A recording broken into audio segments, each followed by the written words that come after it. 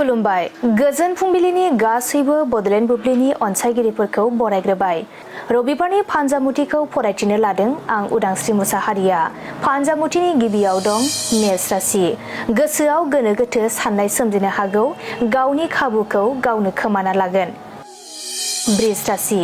नोंथाङा आंगोनि थुलुंगानाय मोनगोन, सिगां फारसे आवगायलांनो लामा मोनगोन। मिथुन राशि।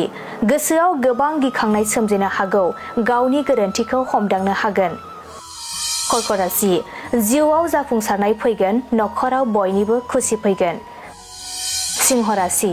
नोंथाङा जेबो मावनो दांनो गोसो जानाय नङा, आद्रा खामानिफोरा गोदोसोना थागोन। कन्या राशि। गोसोनि साननाय हनायफोरा जाफुंसारगोन, गोसोखौ जोबोरैनो खुसि मोनगोन। तुला राशि। रांखावरि आरजिनो मोजां खाबु मोनगोन, मोजां सान जागोन। वृश्चिक राशि। गामिनि सुबुंफोरजों गाज्रि नोजोर होजानो हागौ, जेरावबो ओंखारियानो गाहाम जागोन। धनु राशि। दुखु दाहानि गेजेरजों साना बारलांगोन, जेंना जेंसिफोरा जोबस्रांनाय नङा। मकर राशि। जिउनि लोगोरि लोगो मोननो हागौ, नोंथांनि थाखाय मोजां सान। कुम्भ राशि। गासै आसा खालामनाय सिमाङा ओरैनो थांगोन, गोसोखौ जोबोरैनो दुखु मोनगोन। मीन राशि। मावनो लानाय खामानिखौ मावफुंनो हानाय नङा, देहाया हरखाबै गाज्रि जानो हागौ।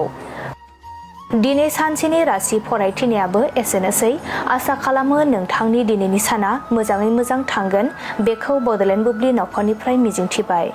गोजोन्थों।